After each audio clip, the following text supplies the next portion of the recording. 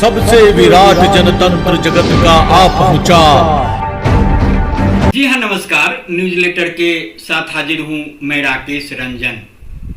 भूमिहार, यह शब्द सुनते ही न जाने हर आम खास के कान क्यों खड़े हो जाते हैं। तरह तरह की बातें, तरह तरह का विश्लेषण। आज बात करेंगे भूमिहार की, भूमिहार जाति की, इस बात की कि भूमिहार जाति से इतनी नफरत क्यों। भूमिहार जाति से अशोक चौधरी की खुजली उड़ानी है। सिर्फ अशोक चौधरी को ही नहीं, बिहार के अनेक नेताओं को खुजली होती रही है। लालू प्रसाद ने तो बहुत बाद में भूरा बाल साफ करो का नारा दिया था। समाजवाद के पुरोधा जयप्रकाश नारायण को तो आज़ादी के कुछ ही दिनों बाद बिहार में भूमिहार राज से खुजली होने लगी थी। हास्यास्पद स्थिति यह है कि जिन भूमिहारों को 1990-95 में भूरा बाल साफ करो के नारे पर गांवों से खदेड़ा गया, सियासत से उखाड़ फेंका गया, उन्हें ही समाज में बार बार खलनायक दिखाने की घिनौनी हरकत की जा रही है। अक्सर आहत भूमिहार सवाल पूछते हैं कि आखिर समाज में हमसे इतनी ईर्ष्या नफरत क्यों है।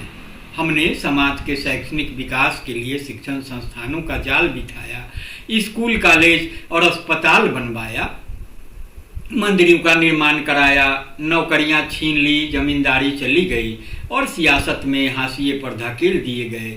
फिर भी दौरे जमाना हमारा दुश्मन क्यों बना है।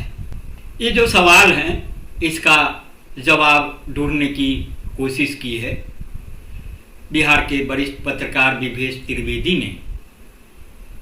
विवेश त्रिवेदी विभिन्न नामचीन अखबारों से होते हुए वापस पुराने घर में लौटे हैं। उनकी घर वापसी हुई है, मतलब समकालीन तापमान में। समकालीन तापमान बिहार की बहुप्रसारित, बहुचर्चित पत्रिका। मेरा भी सौभाग्य रहा है कि मैं लंबे समय तक उसका हिस्सा रहा। तब विवेश त्रिवेदी भी मेरे साथ थे, हमारे साथ थे। विवेश त्रिवेदी फिलवक्त समकालीन तापमान में जो वरिष्ठ पत्रकार अविनाश चंद्र मिश्रा के संपादन में प्रकाशित होता है, बिहार की राजधानी पटना से उसके प्रबंध संपादक हैं। मैंने बात की थी कि भूमिहार जाति से अशोक चौधरी की खुजली पुरानी है। अशोक चौधरी किसी परिचय के मोहताज नहीं हैं। उनके पिता भी राजनीति के, खासतौर से बिहार के राजनीति के नामचीन हस्ती रहे हैं। वे पिता की विरासत संभाल रहे हैं। फिलवक्त बिहार के मुख्यमंत्री नीतीश कुमार के साथ हैं, उनके दल में हैं, खासम खास भी हैं। तो सिर्फ अशोक चौधरी को ही नहीं, बिहार के अनेक नेताओं को खुजली होती रही है। लालू प्रसाद ने तो बहुत बाद में भूरा बाल साफ करो का नारा दिया था। भूरा बाल साफ करो का नारा उस दौर की बात है जब लालू प्रसाद उभार पर थे, ऊंचाई पर कह लीजिए। तब लालू का डंका सूबे बिहार ही नहीं, पूरे देश की सियासत में बजता था। तो उन्होंने नारा दिया था, भूरा बाल मतलब भूमिहार, राजपूत, ब्राह्मण, लाला। लाला मतलब कास्ट बिरादरी से है। मैंने शुरुआत में ही बातें की कि समाजवाद के पुरोधा जयप्रकाश नारायण को तो जानते ही हैं। जयप्रकाश नारायण जिनके नेतृत्व में देश में अब तक का सबसे बड़ा आंदोलन हुआ, इंदिरा गांधी की सत्ता चली गई थी। उस आंदोलन का फलाफल क्या निकला, यह अलग बातें हैं। उस आंदोलन की उपज ने जो बाद में राजनीति में स्थापित होने का गौरव हासिल किया और फिर राजनीति में जो कीर्तिमान गढ़े, वह भी सामने है। तो जयप्रकाश नारायण को आज़ादी के कुछ ही दिनों के बाद बिहार में भूमिहार राज से खुजली होने लगी थी। खुजली मतलब नफरत के अर्थ में भी आप इसे ले सकते हैं। उन्होंने प्रथम मुख्यमंत्री, बिहार के प्रथम मुख्यमंत्री श्री कृष्ण सिंह को खुला पत्र लिखकर भूमिहार राज पर हमला बोला था। भूमिहार राज की बात कही थी उन्होंने। उसके बाद बिहार में भूमिहारों पर अंकुश लगाने का काम निरंतर चलता रहा। सियासत से भूमिहारों को खदेड़ने की मुहिम आज तक जारी है। भूमिहार सांसद विधायकों की संख्या लगातार घटती जा रही है। कभी भूमिहार पटना, जहानाबाद, मुजफ्फरपुर, पूर्वी चंपारण, महाराजगंज, वैशाली, सीतामढ़ी, कटिहार और बलिया से सांसद निर्वाचित होते थे। आज बेगूसराय, नवादा और मुंगेर में सिमट गए हैं। एनडीए ने तो उत्तर बिहार में बेगूसराय के अलावा किसी संसदीय सीट पर भूमिहार को प्रत्याशी नहीं बनाया। भूमिहारों से ईर्ष्या का जो कारण माना जाता है, उसमें तीसरा कारण उनकी बौद्धिक संपदा है। भूमिहार ब्राह्मण एक ऐसी जाति है जो कुदाल के साथ साथ कलम चलाना भी जानती है। अभी हाल ही जो जातीय गणना हुई थी बिहार में, उसकी काफ़ी चर्चा हुई थी। उसका क्या फलाफल निकला, उसका क्या लाभ हानि किसे हुआ, आम जनमानस को क्या हुआ, जिनकी बातें की गई थी। जातीय गणना के माध्यम से नीतीश कुमार और तेजस्वी यादव ने, नीतीश कुमार तब मुख्यमंत्री होते थे और तेजस्वी यादव उप मुख्यमंत्री के रूप में उनके साथ थे। तेजस्वी यादव लालू प्रसाद, वही लालू प्रसाद बूढ़ा बाल साफ करो का नारा वाले, तो उनकी विरासत संभाल रहे हैं, उसे आगे बढ़ा रहे हैं। नीतीश और तेजस्वी ने समाज में नफरत के जो बीज डाले, आप इसे कथित नफरत भी कह सकते हैं सहूलियत के हिसाब से। हो सकता है कि सबों को सीधे तौर पर यह कह देना कि समाज में नफरत के बीज तो हजम नहीं हो। तो नीतीश तेजस्वी ने समाज में नफरत के जो बीज डाले वह फसल बनकर लहलहा रही है। अलग अलग जातियां जनगणना रिपोर्ट के आंकड़ों में गड़बड़ी और सियासी हकमारी का आरोप लगा रही है। पिछले 34 सालों से खास जाति व खानदान के बीच कुर्सी की बंदरबांट करने वाले नेता आज भी भूमिहारों को कटघरे में खड़ा करने और उनके खिलाफ नफरत फैलाने की शर्मनाक कोशिश में जुटे हैं। तो विभेश त्रिवेदी ने जो भूमिहार राजनीति में भूमिहारों की स्थिति और जो कुछ उभरते सवाल हैं उसका जवाब ढूंढने की कोशिश की है, तो विश्लेषण लंबा हो गया है। मैं कड़ी के रूप में आपको सुनाऊंगा। तो पहली कड़ी की ओर आगे बढ़ते हैं। बुध और महावीर का बिहार आज ज्ञान नहीं जाति की तलाश में निकल पड़ा है। यादव हैं या गडेरिया, माझी हैं या मुसहर, पीके हैं या पांडे, जो राजनेता जातियों को अच्छी तरह जान ले, पहचान ले, वही सबसे बड़ा ज्ञानी है।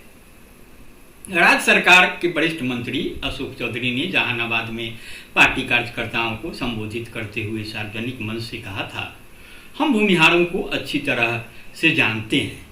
आप जब अति पिछड़ा को उम्मीदवार बनाते हैं तो भूमिहार लोग भाग जाते हैं कि हम अति पिछड़ा को वोट नहीं देंगे।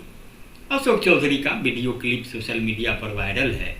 भूमिहारों को अशोक चौधरी से बेहतर भला कौन जान सकता है। भले ही उनकी बेटी सांभवी चौधरी अनुसूचित जाति के लिए आरक्षित समस्तीपुर संसदीय क्षेत्र से चुनाव लड़ी, लेकिन खुद को भूमिहार बता बताकर बाजी मार ली। न जाति का बंधन न पार्टी का।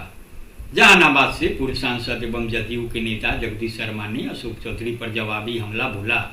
उन्हें भूमिहार के साथ अपनी पीड़ा को सार्वजनिक मंच पर नहीं बोलना चाहिए था। अशोक चौधरी के बयान से एक बार फिर बिहार के भूमिहार समाज का जख्म हरा हो गया है। ये वही अशोक चौधरी हैं जिनकी बेटी को सांसद बनाकर पार्लियामेंट में बैठाने में भूमिहारों ने अहम भूमिका निभाई है। जदयू के अंदर भी आक्रोश फूट पड़ा है। परबत्ता के विधायक डॉक्टर संजीव कुमार ने कहा है कि भूमिहारों के खिलाफ बोलने वाले अशोक चौधरी को बड़ा पद, राष्ट्रीय महासचिव का पद देना दुर्भाग्यपूर्ण है। भूमिहार जाति के लोग हमेशा से एनडीए व नीतीश कुमार के साथ रहे हैं, लेकिन इसी पार्टी के नेता द्वारा भूमिहारों के खिलाफ बोलना यह साबित करता है कि उनकी मंशा पार्टी को कमजोर करने की है, पार्टी के भूमिहारों को अलग करने की भी है। ग्रामीण कार्य मंत्री अशोक चौधरी ने जिस रणनीति के तहत जहानाबाद में भूमिहार समाज को निशाना बनाया, उसका लक्ष्य भेदी परिणाम राजधानी पटना की सड़कों पर दिखाई देने लगा। जगह जगह पोस्टर चस्पा किया गया जिसमें अशोक चौधरी को 10 सिर वाला रावण दिखाया गया। पोस्टर में लिखा गया, एनडीए को वोट भी दे भूमिहार और अपमान भी भूमिहार का, दोनों संभव नहीं।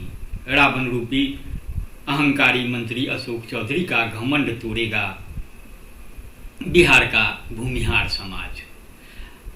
जातिवादी मानसिकता वाले मंत्री को बर्खास्त करो, जब तक बर्खास्त नहीं तब तक बर्दाश्त नहीं। पोस्टर ने सबसे नीचे सवर्ण नेता के राष्ट्रीय प्रवक्ता पुरुषोत्तम राज का नाम लिखा था। यही तो अशोक चौधरी चाहते थे। इसे राजनीति की विडंबना समझिए या दुर्भाग्य। राजनेता अलग अलग जातियों के खिलाफ विश्वमन इसलिए करते हैं कि उनके खिलाफ जवाबी हमला हो और वे अन्य जातियों में अपनी बाह पुजवाते हुए लोकप्रियता बटोरी। शेखपुरा से जहानाबाद तक भूमिहार जाति से अशोक चौधरी की पुरानी खुजली है। आगे मैंने बताया ही था कि सिर्फ अशोक चौधरी को ही नहीं, बिहार के अनेक नेताओं को खुजली होती रही है। लालू प्रसाद ने बहुत बाद में भूरा बाल साहब का नारा दिया था। समाजवाद के पुरोधा जयप्रकाश नारायण की तो आज़ादी के कुछ दिनों बाद ही खुजली होने लगी थी। उन्होंने प्रथम मुख्यमंत्री डॉक्टर श्रीकृष्ण सिंह को खुला पत्र लिखकर भूमिहार राज पर हमला बोला था। उसके बाद भूमिहारों पर निरंतर अंकुश लगाने का काम चलता रहा। तो जो मैंने कहा कि किस तरीके से कुछ बातें रखकर फिर उसकी जो प्रतिक्रिया होती है उसका फायदा नेता उठाते हैं। मुझे याद है वह दौर जब पत्रकार के रूप में तब अखिलेश प्रसाद सिंह जो अभी कांग्रेस के प्रदेश अध्यक्ष होते हैं, तो लालू प्रसाद के खासम खास थे, उनके मंत्रिमंडल का हिस्सा थे। उन्होंने बरमर्सी सम्मेलन बुलाया था पटना के श्री कृष्ण मेमोरियल हॉल में। पहली बार मैंने देखा था कि लालू प्रसाद तब किसी कार्यक्रम में लंबे समय तक टिके थे, तकरीबन 3-4 घंटे सबों को सुना। फिर वह बोलने उठे और लंबा भाषण दिया था, करीब 1.5-2 घंटे का। उसमें उन्होंने बताया था कि भूमिहारों से उनका कोई बैर नहीं है, वे राजनीति करते हैं। उन्होंने जो बातें की उससे भूमिहार समाज आक्रामक हुआ, और जब वह आक्रामकता से पेश आया तो एक बड़ी गुलबंदी हुई। जो गुलबंदी वह जातियों की गुलबंदी थी, जो वह लालू प्रसाद के लिए सकारात्मक रही। तो राजनेता के रूप में जो उन्हें फायदा मिलना था वह मिला, उनके लिए सकारात्मक रहा।